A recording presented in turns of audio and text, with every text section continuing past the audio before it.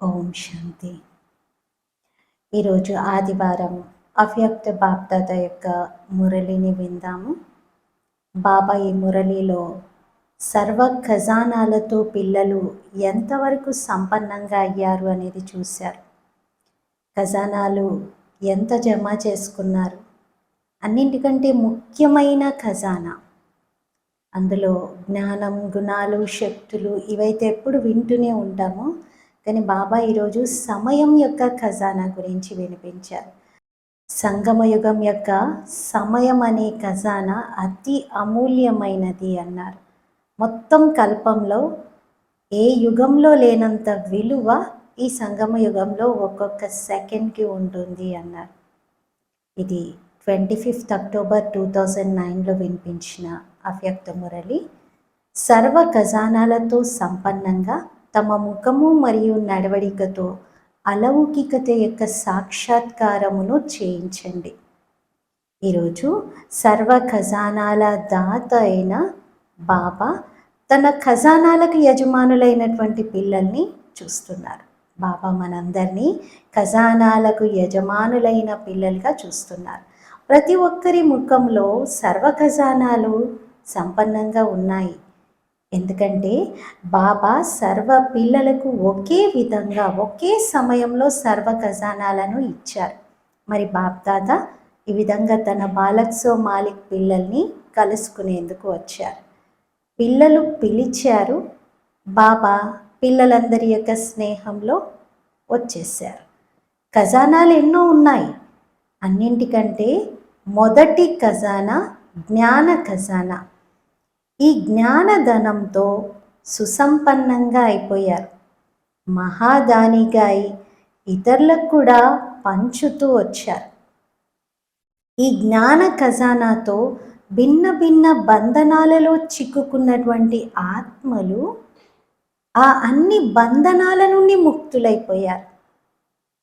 జ్ఞానంలో రాకముందు ఎన్ని బంధనాలు ఉండేవి, జ్ఞానంలో వచ్చిన తర్వాత జ్ఞానం అర్థమయ్యాక ఆటోమేటిక్గా తెలియకుండా ఎన్ని బంధనాలు కట్ అయిపోయాయి. ఇది కేవలం జ్ఞానం యొక్క రియలైజేషన్తో ఆ బంధనాల నుండి ముక్తి కలిగించింది. బంధన యుక్తుల నుండి బంధన ముక్తులుగా అయిపోయారు. దాంతోపాటుగా యోగం అనగా స్మృతి యొక్క ఖజానా. దీంతో అనేక శక్తులు ప్రాప్తిస్తాయి. అలాగే ధారణ ద్వారా సర్వ గుణాల అనుభూతి అనగా ధారణ యొక్క సబ్జెక్టుతో గుణాల ఖజానా లభించింది.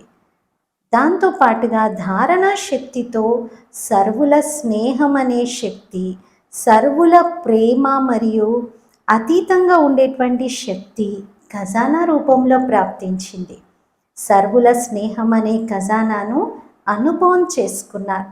దీంతో పాటుగా సర్వ బ్రాహ్మణ సంబంధంలో అంటే బ్రాహ్మణాత్మలందరి యొక్క కాంటాక్ట్లో అపారమైన సంతోషం అనే ఖజానాను కూడా అనుభవం చేసుకున్నారు. కానీ సర్వ ఖజానాలతో పాటుగా విశేషమైన ఖజానా ఒకటి ఉంది. అదే సంగమయుగపు సమయం అనే ఖజానా. ఏ ఆత్మ అయితే సమయం అనే ఖజానా యొక్క మహత్వాన్ని తెలుసుకుంటుందో ఆ ఆత్మ సదా సర్వ ప్రాప్తులకు యజమానిగా అయిపోతుంది. ఎందుకంటే సంగమయుగం యొక్క సమయం చాలా చిన్నది, కానీ ఈ సమయంలోనే సర్వ ప్రాప్తులను పొందుతారు. ప్రాప్తులు చాలా అధికంగా ఉన్నాయి. అన్నింటికంటే అధికంగా సంగమయుగంలో శ్రేష్టాతి శ్రేష్టమైన ప్రాప్తి స్వయం భగవంతుడే తండ్రి రూపంలో, టీచర్ రూపంలో, సద్గురువు రూపంలో ప్రాప్తించడం. సంగమయుగం యొక్క చిన్న జన్మలో 21 జన్మల యొక్క ప్రాప్తి. దీంతో తనువు, మనసు, ధనము, జనము సర్వప్రాప్తులు లభించేస్తాయి. అందులోనూ గ్యారెంటీ మళ్ళీ 21 జన్మలు ఫుల్, సగం కాదు, పావు కాదు, కానీ ఫుల్ 21 జన్మల గ్యారెంటీ ఉంది. మరి అన్నింటికంటే అధికంగా మహత్వం ఉన్నది సంగమయుగం యొక్క ఒక్కొక్క సెకండ్కి. ఈ ఒక్కొక్క సెకండ్ అనేక సంవత్సరాలతో సమానం. మరి చెప్పండి, సర్వ గుణాలతో సంపన్నంగా ఉన్నారా? అందుకే బాప్దాదా సదా సమయం యొక్క స్మృతిని కలిగిస్తారు. ఒక చార్ట్ పెట్టుకోవాలి.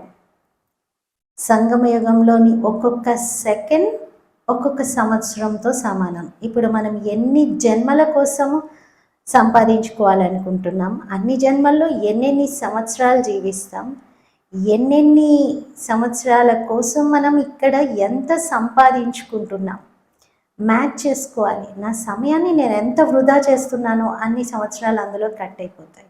ఎందుకంటే మనం ఎంతకాలం జీవిస్తామనేది గ్యారంటీ లేదు. కాబట్టి ఈ ఉన్న కొద్ది సమయంలో మనము ఒక్కొక్క సెకండ్ని జమ చేసుకోవాలి. వృధా చేసేటువంటి స్థానంలోనే జమ చేసుకోవాలి.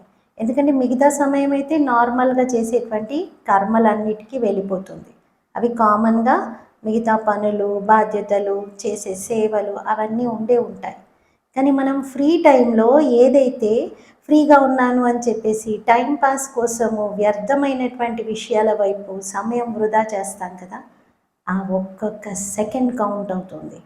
ఆ ఒక్కొక్క సెకండ్ మనం అనేక జన్మల కోసం, అనేక సంవత్సరాల సంపాదన కోసం ఉపయోగించాలి. అందుకే బాబా చెక్ చేసుకోమంటున్నారు. కొందరు పిల్లలు అంటారు, 1 నిమిషమే కదా, 2 నిమిషాలే కదా అని. అంటే నేను అలా సరదాగా గడిపింది లేదా ఊరికే టైం పాస్ చేసింది 2 నిమిషాలే కదా అంటారు. ఆలోచించండి, 2 నిమిషాలు కాదు, సంగమయుగం యొక్క మహత్వం అనుసారంగా చూస్తే ఆ 2 నిమిషాలు 2 నెలలు కూడా కాదు, 2 సంవత్సరాలతో సమానం. అంతటి మహత్వము సంగమయుగ సమయానికి ఉంది.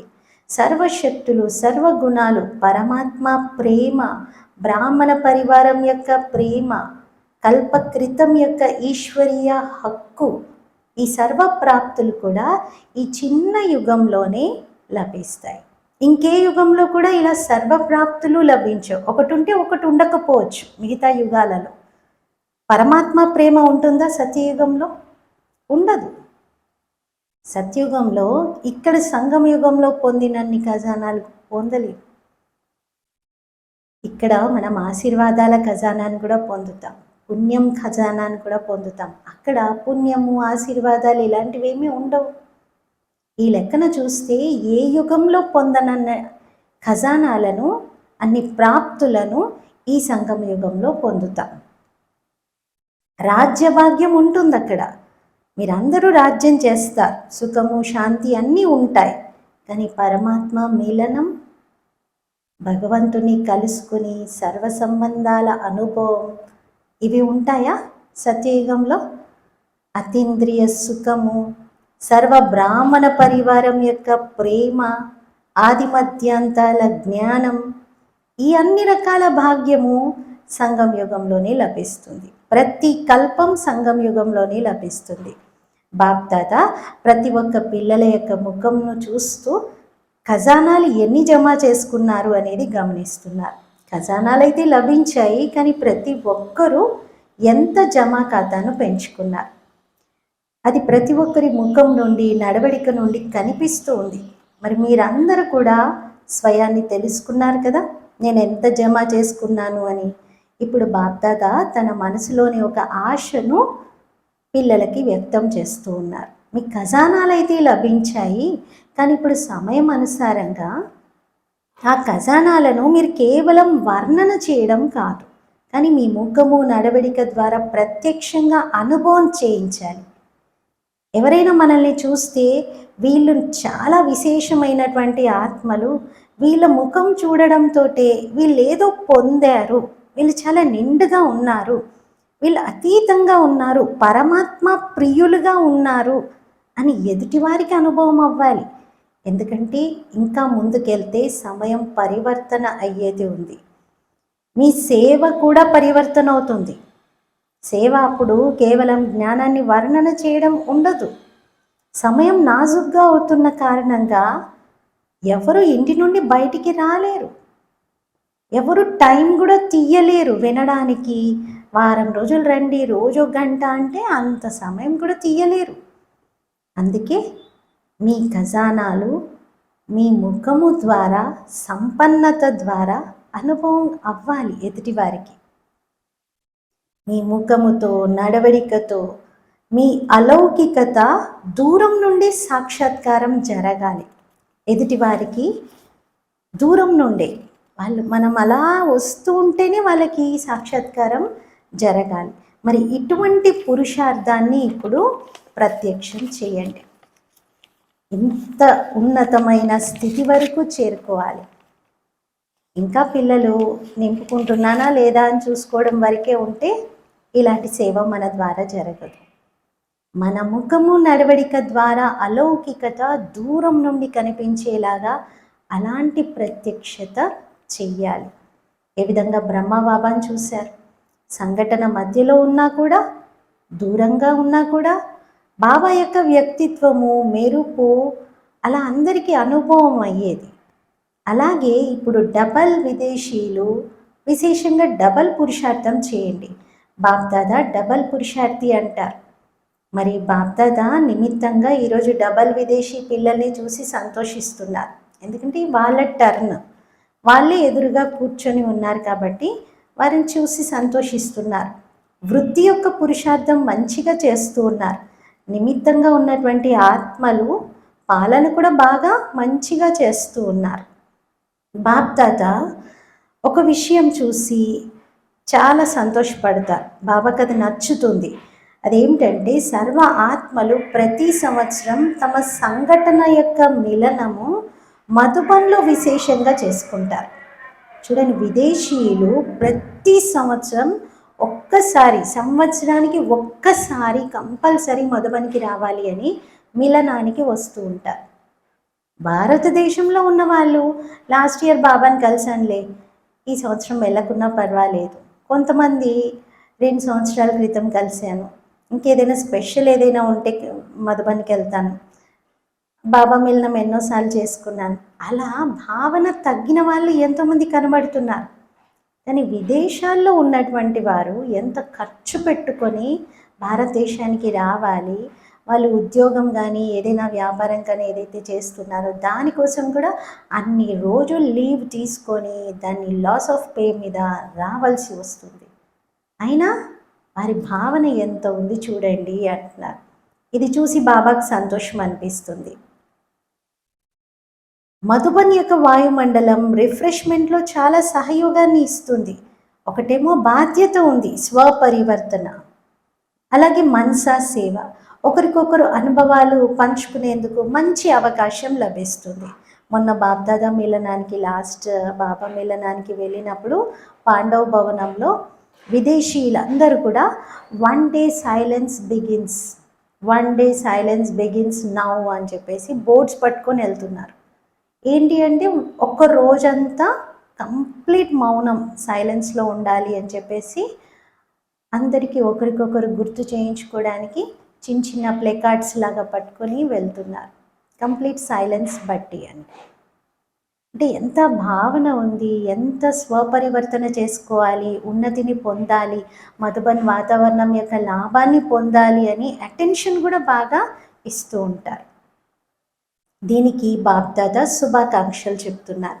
ఇప్పుడు ఏదైనా కమాల్ మీ స్థానానికి వెళ్ళి చేయండి. కొంత అతీతంగా ఏదైతే బాబాకు ప్రియమో అదే ప్రాక్టికల్గా మీరు అనుభవం చేయించాలి.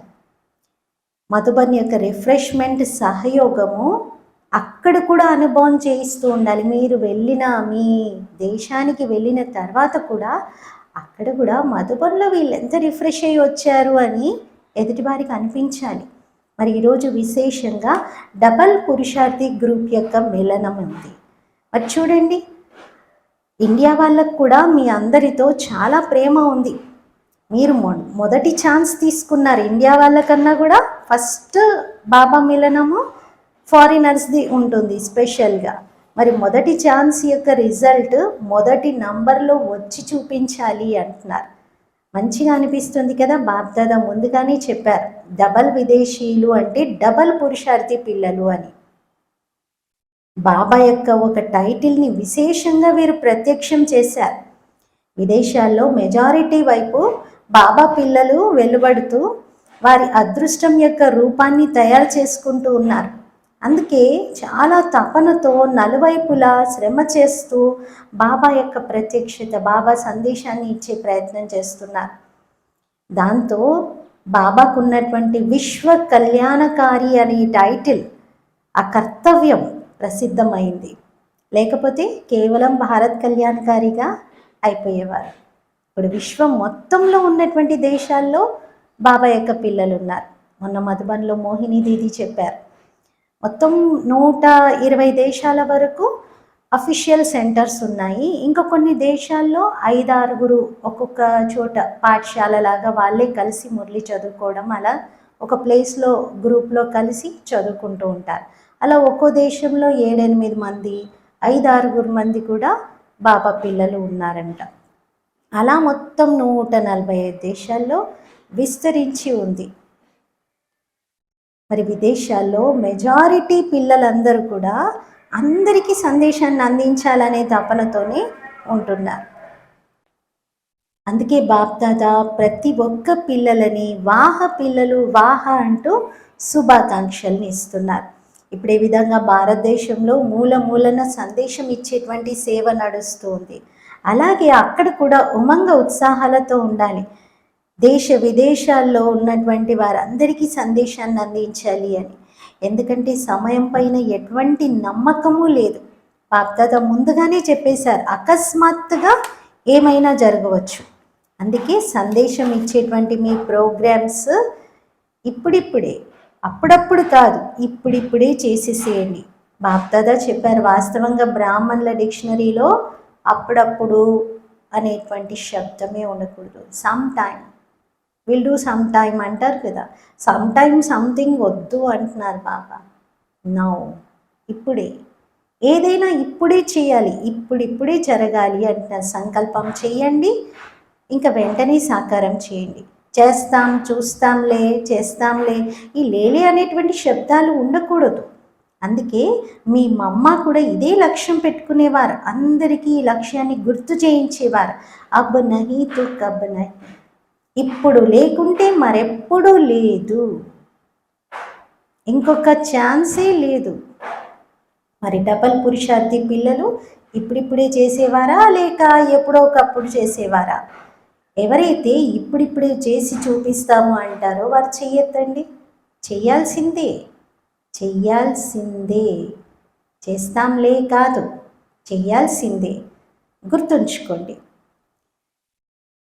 మీరు స్వతహాగా మీ చార్ట్ను పెట్టుకోండి, ఎవరికి వారు చార్ట్ పెట్టుకోండి. బాప్దాదా ముందుగానే వినిపించారు, ప్రతిరోజు రాత్రి బాప్దాదాకు మీ రోజంతటి చార్ట్ని వినిపించిన తర్వాత మీ మైండ్ని ఖాళీగా చేసుకొని అప్పుడు నిద్రపోండి, మంచిగా నిద్రపడుతుంది అంటున్నారు. స్లీపింగ్ టెక్నిక్ కూడా బాబా చెప్తున్నారు. మైండ్లో చాలా బరువులు, చాలా విషయాల యొక్క బాధ లేదా డిస్టర్బెన్స్ అంతా మోసుకుంటూ పడుకుంటే నిద్ర పట్టదు. బాబాకు ఏ రోజు చార్ట్ ఆ రోజే వినిపించి మనసును తేలికగా చేసి పడుకోండి అంటున్నారు. దాంతోపాటుగా రోజటి యొక్క క్షేమ సమాచారాన్ని కూడా ఇవ్వడంతో బాబాకు మరుసటి రోజు చాలా ప్రశాంతంగా ఉంటుంది. గుర్తు కూడా వస్తుంది, నిన్న నేను బాబాకు మాట ఇచ్చాను, నేను ఇలా ఉంటాను అని చెప్పాను రాత్రి, అలా ఉండాలి అని చెప్పేసి అటెన్షన్ కూడా పెరుగుతుంది, స్మృతి సహయోగం ఇస్తుంది. ఇక తర్వాత ధర్మరాజపురికి వెళ్ళేటువంటి అవసరమే ఉండదు అంటున్నారు. ఎందుకంటే ఏ రోజు ఆ రోజు బాబాని ఎదురుగా పెట్టుకొని బాబాకు మొత్తం చాట్ వినిపిస్తూ ఉంటే ఇక ధర్మరాజు దగ్గర లెక్కలు చూపించే అవసరం ఉండదు. కంటిన్యూస్ ఆడిట్ అంటారు కదా, అలా కంటిన్యూస్గా ఎవ్రీడే ఆడిట్ లాగా బాబాతో మనది లెక్కలు క్లియర్ అయిపోతూ ఉంటాయి. ఎవరైతే ఫస్ట్ చూపించారో వాళ్ళది అంతా కలిపి ఒకేసారి ధర్మరాజపురిలో డీల్ చేయాల్సి వస్తుంది. ఇచ్చేశారు కదా, పరివర్తన చేశారు కదా, కాబట్టి ధర్మరాజపురి నుండి రక్షింపబడతారు. ఇప్పుడు నెక్స్ట్ ఇయర్ చూడండి, ఎవరైతే చెయ్యలేదో ఇప్పటి వరకు లక్ష్యం పెట్టుకోండి, ఇప్పటి వరకు చేయకపోయినా ఇప్పుడు లక్ష్యం పెట్టుకోండి. సంవత్సరం వదిలిపెట్టండి, తక్కువలో తక్కువ ఎవరైతే కొద్ది సమయమైనా బాబా యొక్క ఆశను ముఖంలో కనిపించేలాగా, నడవడిక ద్వారా చూపించేలాగా ఎంత వీలైతే అంత తొందరగా ప్రాక్టికల్గా తీసుకొచ్చి చూపించండి. ధైర్యం ఉందా? ఉంటే చేయొద్దండి. ధైర్యం ఉందా? మూడోసారి అడుగుతున్నారు బాబా, ధైర్యం ఉందా? అచ్చా, ముబారక్. మీ అందరికీ శుభాకాంక్షలు. బాప్ తాత అయితే ప్రతి ఒక్క పిల్లల్లో నిశ్చయము మరియు ధైర్యం యొక్క ఉమంగ్ ఉత్సాహాన్ని ఇప్పుడిప్పుడే చూస్తూ ఉన్నారు. కానీ వెళ్తూ వెళ్తూ ప్లేన్లో తగ్గిపోకూడదు అంటున్నారు. ఈ ఉత్సాహం, ఈ ఉమంగం ఇప్పుడు బాబా ముందు ఉన్నది తగ్గకూడదు, గాల్లో ఎగిరిపోకూడదు, ఇది ఇంకా పెరగాలి.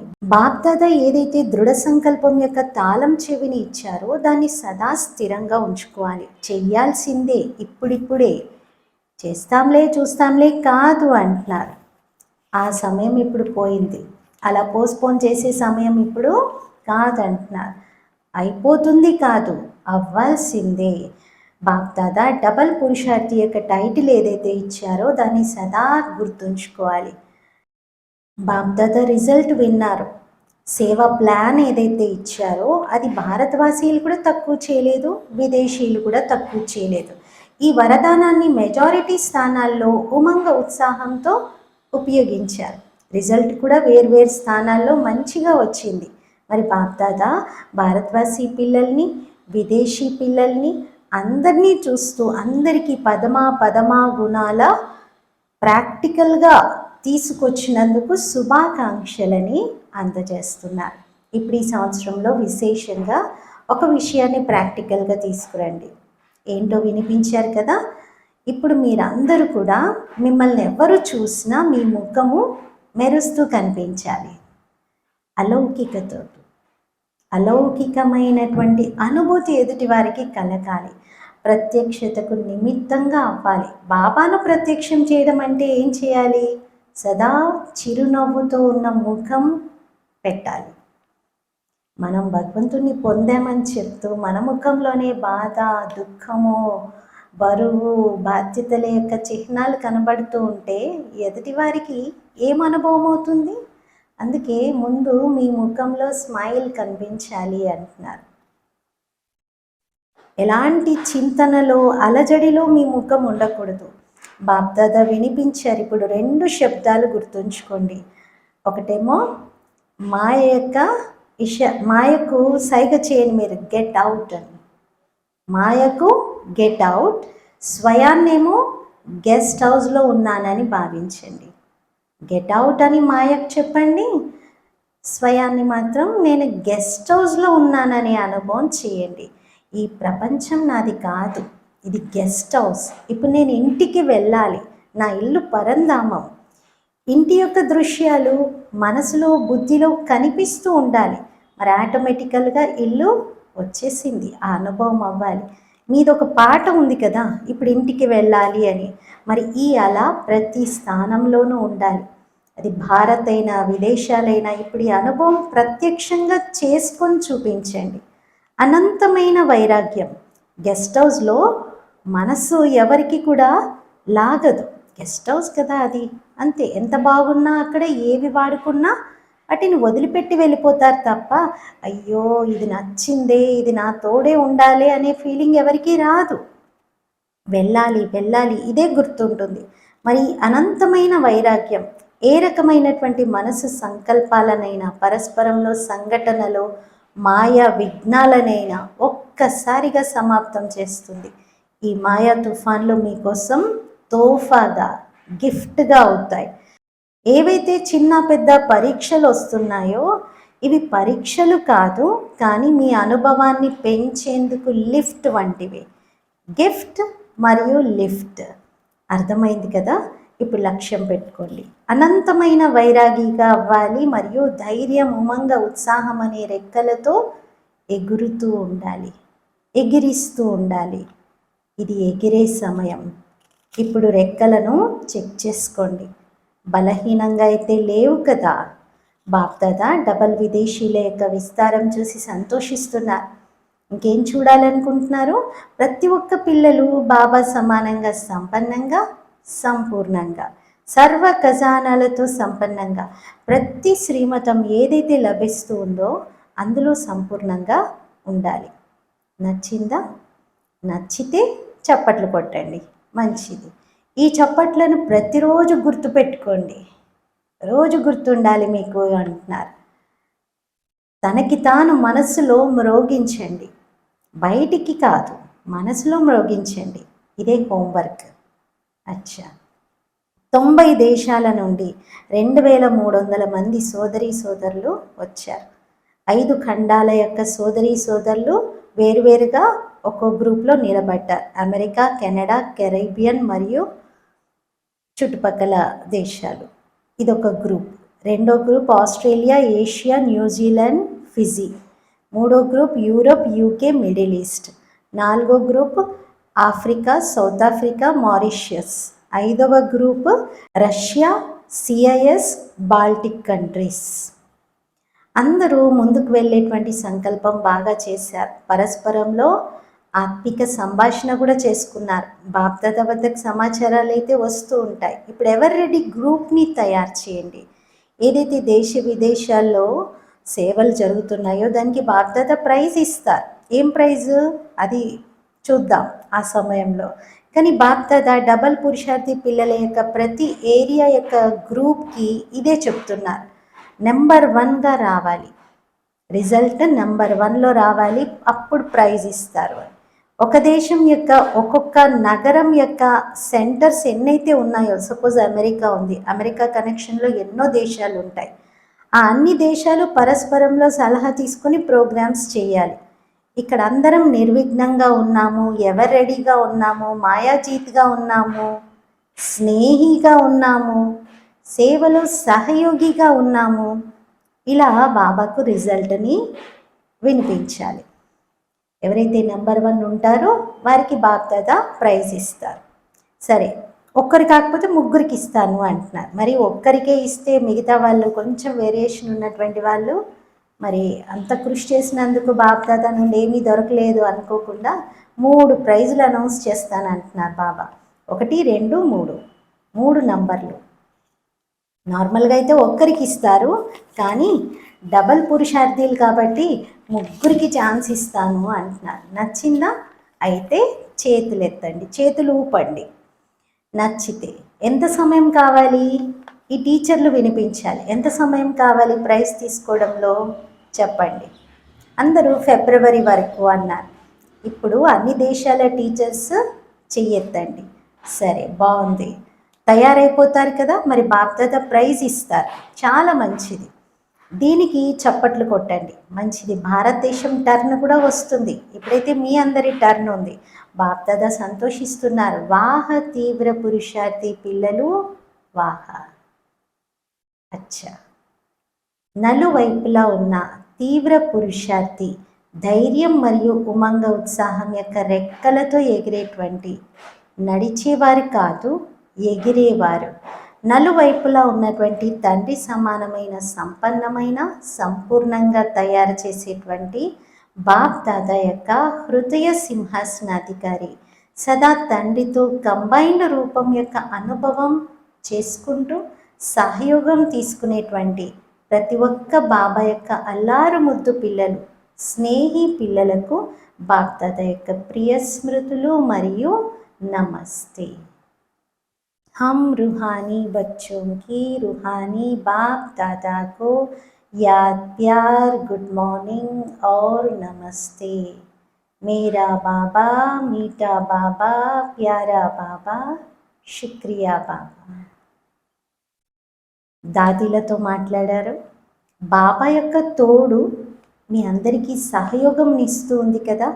పిల్లలు మరియు తండ్రి ఇద్దరి సహయోగంతో యజ్ఞం నడుస్తూ ఉంటుంది. నిమిత్తమైతే మీరందరూ ఉన్నారు.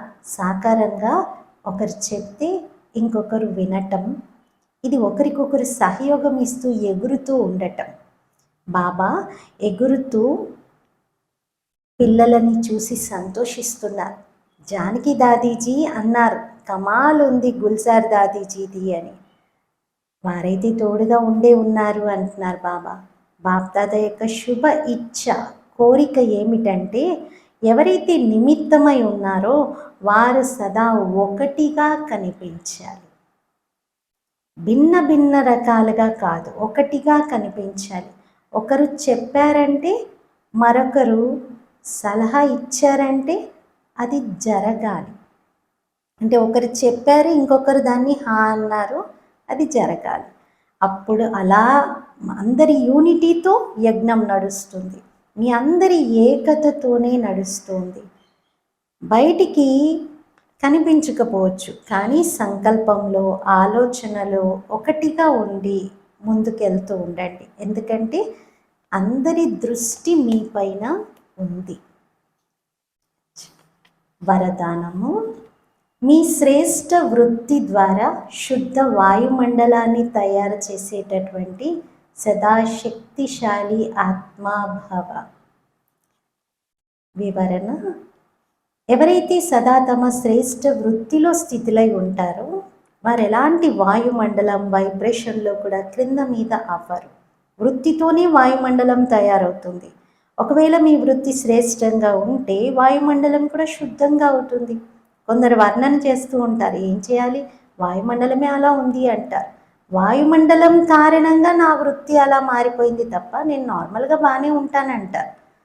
మరి ఆ సమయంలో శక్తిశాలి ఆత్మకు బదులుగా మీరు బలహీనమైన ఆత్మగా అయిపోతారు. కానీ వ్రతం యొక్క స్మృతి, వ్రతం అంటే ప్రతిజ్ఞ యొక్క స్మృతితో వృత్తిని శ్రేష్టంగా తయారు చేసుకోండి. అప్పుడు శక్తిశాలిగా అవుతారు. స్లోగన్: గుణమూర్తులుగా అయి సర్వులను గుణమూర్తులుగా తయారు చేయడమే మహాదానిగా అవ్వటం. గుణమూర్తులుగా అయి సర్వులను గుణమూర్తులుగా తయారు చెయ్యడమే మహాదానిగా అవ్వటం. అవ్యక్త ప్రేరణ: నిశ్చయం యొక్క పునాదిని దృఢంగా చేసుకొని సదా నిర్భయంగా నిశ్చింతంగా ఉండండి. పరస్పరంలో ఒకరి పట్ల ఒకరికి సత్యమైన స్నేహం ఉండాలి. మరి స్నేహి ఆత్మల పట్ల ఎప్పుడూ అనుమానం అనేది ఉత్పన్నం అవ్వదు. వారి స్నేహపూరితమైనటువంటి మాటలు సాధారణంగా ఉన్నా ఫీల్ అవ్వరు. వాళ్ళు లైట్గా మాట్లాడినా కూడా ఎలా అనిపిస్తుంది అంటే దీంట్లో ఏదో మర్మం ఉంది. వాళ్ళు చెప్పారంటే తప్పకుండా అందులో ఏదో గూహ్యమైన అర్థం ఉండి ఉంటుంది అని అనుకుంటారు. అనవసరంగా అర్థం లేకుండా వారేమీ మాట్లాడరు. ఎక్కడ స్నేహం ఉంటుందో అక్కడ విశ్వాసం ఉంటుంది. మరి బ్రాహ్మణ పరివారంలో ఒకరి పట్ల ఒకరికి స్నేహం, విశ్వాసం ఉండాలి. సంపూర్ణ నిశ్చయ బుద్ధిగా కండి. అప్పుడు బ్రహ్మ బాబా యొక్క ఆశలను నెరవేర్చగలుగుతారు. ఈరోజు స్వమానము: నేను సదా శక్తిశాలి ఆత్మను. ఓం శాంతి.